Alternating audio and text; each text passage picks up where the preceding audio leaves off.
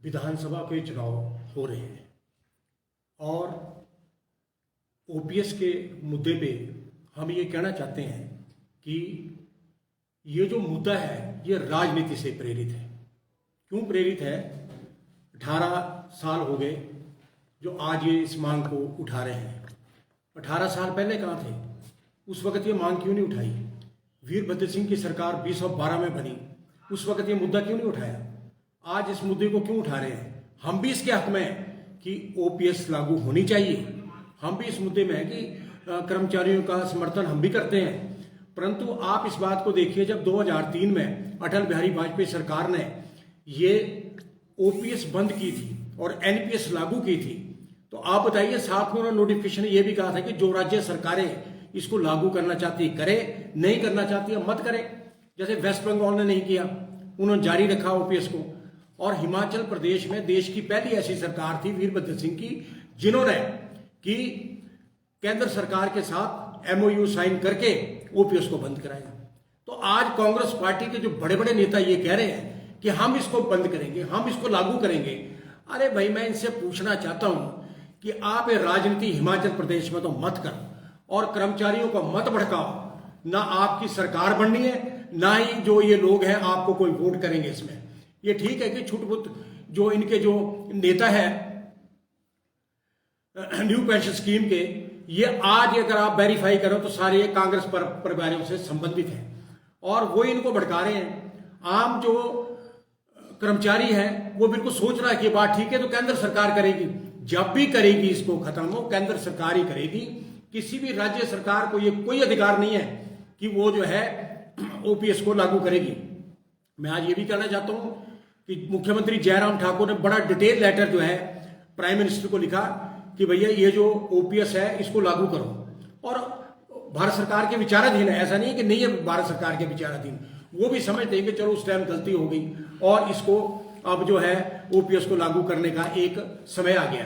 तो मेरा तो ये कहना है इस ओपीएस पे कि ओपीएस पे राजनीति मत करें। कांग्रेस पार्टी के जो नेता आज बड़े बड़े लोग ये कह रहे हैं हम लागू करेंगे 10 दिन में, कुछ नहीं होने वाला। आज देखिए राजस्थान, आप देखिए छत्तीसगढ़, आप देखिए पंजाब। पंजाब की आम आदमी पार्टी ने तो इसलिए कर दिया कि यहाँ आम आदमी पार्टी के लोग खड़े हैं और भाई ठीक है हम तो भाई हमने लागू कर दिया है। अरे भैया नहीं कर सकते। छत्तीसगढ़ ने पहले अधिसूचना निकाली, राजस्थान ने अधिसूचना निकाली, वहां कुछ नहीं हुआ। सब ये कागजों में है। केंद्र सरकार चाहेगा तो ये लागू होगी, केंद्र सरकार चाहेगा तो नहीं होगा।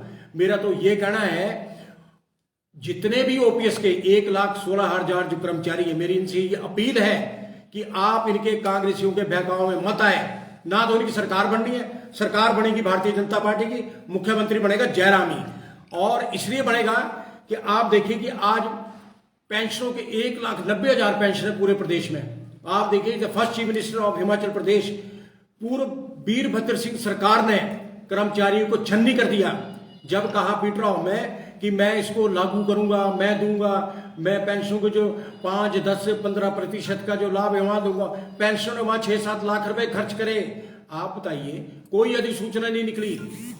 इस मुख्यमंत्री ने हिमाचल प्रदेश के पेंशनों को जो है 1,90,000 जो पेंशन है हमारे, इनको ये वित्तीय लाभ दिया और आज प्रसन्न है पेंशन। इसके अलावा जेसीसी मीटिंग हुई, इसके अलावा पेंशनों के साथ जो है कल्याण बोर्ड का गठन हुआ।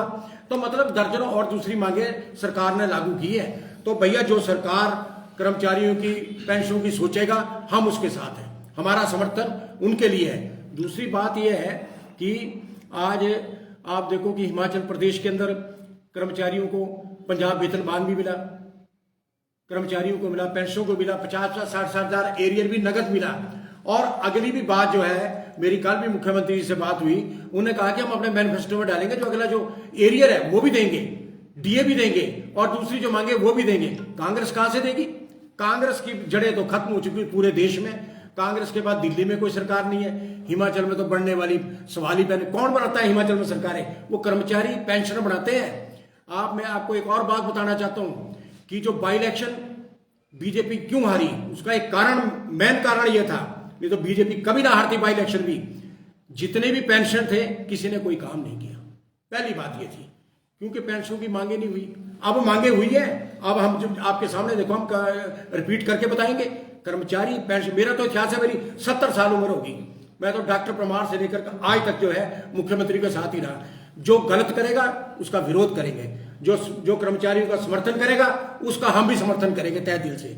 और दूसरी बात यह है कि मेरी सिर्फ ये लास्ट और आपके माध्यम से अपील मैं करना चाहूंगा इनको, ओपीएस जो मांग रहे हैं एनपीएस वाले कर्मचारी नेता, कि आपको तो मैं कहता हूं जयराम ठाकुर ने इसलिए जीवन दान दिया, आप कैसे कह सकते हैं वोट फॉर कांग्रेस?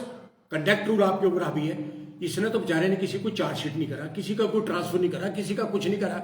एक शरीफ आदमी के साथ ऐसा मत करिए। और यही इसको जो है ओपीएस को खत्म करेगा केंद्र सरकार की सहायता से। भारतीय राज्य पेंशन महासंघ की गत दिनों जो हिमाचल प्रदेश के मुख्यमंत्री के साथ 31 अगस्त को बैठक हुई थी, उसमें भारतीय राज्य पेंशन महासंघ ने 10 मांग सूत्र जो था वो सरकार को रखा और 10 की 10 मांगों को जो था हिमाचल सरकार ने स्वीकार किया। ये पहली बार हुआ है इतिहास में कि कारपोरेट सेक्टर को भी उसमें आमंत्रित किया।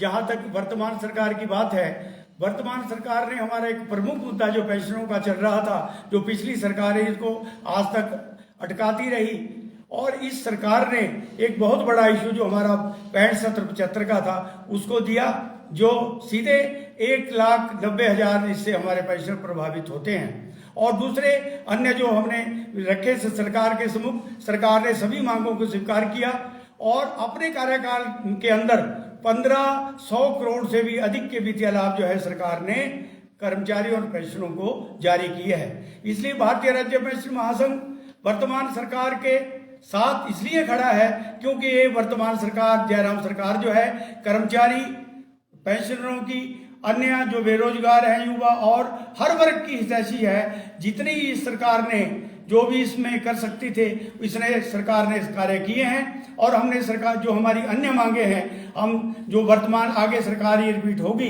तो उसमें हम इन मुद्दों को ले जाएंगे।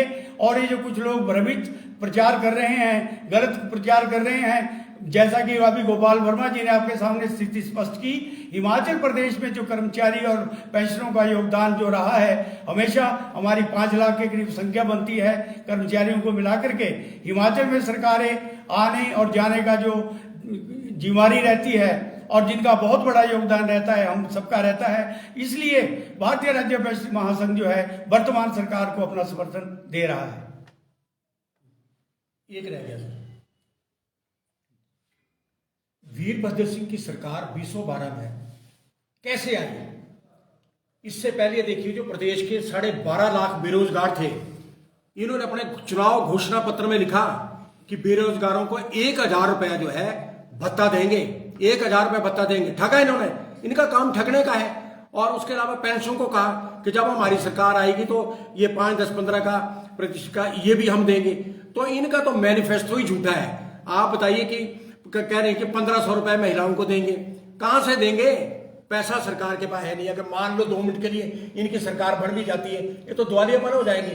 केंद्र में इनकी सरकार नहीं है, पूरे देश में खत्म हो रहे हैं। तो इसलिए हमने तो ये फैसला किया है, पूरे प्रदेश में जो 1,90,000 पेंशनर है और कर्मचारी है, ये सरकार की मदद करेंगे, ताकि हमने तो अगली बारी पैसा लेना है।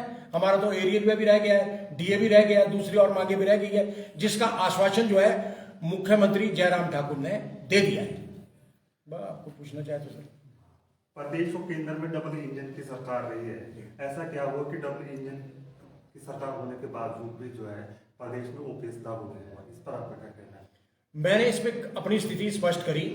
ओपीएस तो ये कांग्रेस की देन है, ये भारतीय जनता पार्टी की देन नहीं। वो ठीक है, केंद्र सरकार ने जो फैसला लिया, हिमाचल की वीरभद्र सिंह सरकार भी इसको ना लागू करती, जैसे वेस्ट बंगाल में लागू नहीं किया, वहां तो आज ओपीएस मिल रहा है। या जब सत्ता हुई थी तब उसको पहली सरकार थी हिमाचल की वीरभद्र, जिन्होंने एमओयू साइन करके जो है ओपीएस को खत्म किया और न्यू पेंशन स्कीम को लागू किया। नहीं तो 5 वर्ष तब क्यों नहीं करती? देखो ना, अब 18 साल बाद इनको याद आ रही है।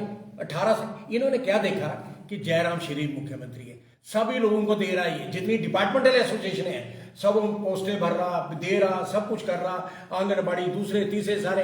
तो इन्होंने सोचा अच्छा मौका, चलो ये भी आम उठाओ। और कांग्रेस के नेताओं ने इनको भड़का दिया। मैं ये तो पूछना, मैंने पहले भी आपसे ये कहा कि ये कांग्रेस कुछ नहीं कर सकती। आप जाइए, जिसके 10 मुख्यमंत्री के कैंडिडेट हो, वो कहां से सत्ता में आएगी? आप भारतीय जनता पार्टी एक मुख्यमंत्री और जयराम है, रिपीट करेगी गवर्नमेंट और हम इनके साथ हैं। पूरे प्रदेश का कर्मचारी वर्ग जो है वर्तमान सरकार के साथ है, क्योंकि हमने ना बीजेपी से लड़ा, ना कांग्रेस से लड़ा, ना हमने कोई चेयरमैन बनना, ना हमारे को कोई पद चाहिए। हमें सिर्फ जो है प्रदेश के कर्मचारी और पेंशनों की मांगों को लेकर जो है सरकार से लड़ाई भी लड़ते हैं और जब सरकार देती है तो उसका समर्थन भी करते हैं। ठीक है सर।